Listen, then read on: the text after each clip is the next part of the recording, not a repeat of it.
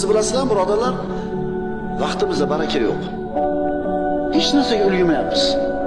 Hunarimizga ham ulgurmayapmiz, bozorimizga ham ulgurmayapmiz, ilm o'qigani ham ulgurmayapmiz, sog'lig'imizga diqqat qilgani ham ulgurmayapmiz, bola chaqa bilan o'tirib, bola chaqaga tarbiya bergani ham oilaga ulgurmayapmiz. Akalar, o'sha 24 soat, o'sha 24 soat. Imom Tabariy davridagi 24 soat hozir ham o'sha.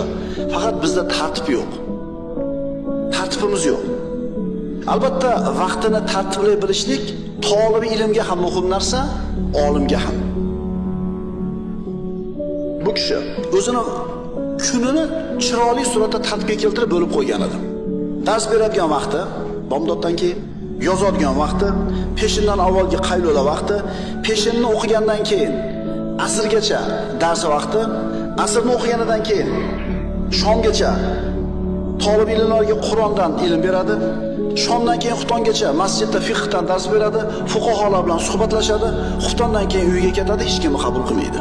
Nima uchun? Bezovta qilishmasligi uchun. Nimadan? Yana kitob yozishdan.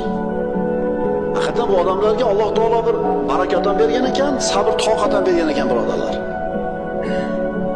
Yana shularga qo'shimcha har kuni qiladigan zikri, duolari bor, ma'lum wird nimalari bor, Qur'onlari bor. Ibn Kamil aytadi, o'zi uchun, dini uchun va haloyiqning foydasi uchun o'zining kunini chiroyli taqsim qilgan edi.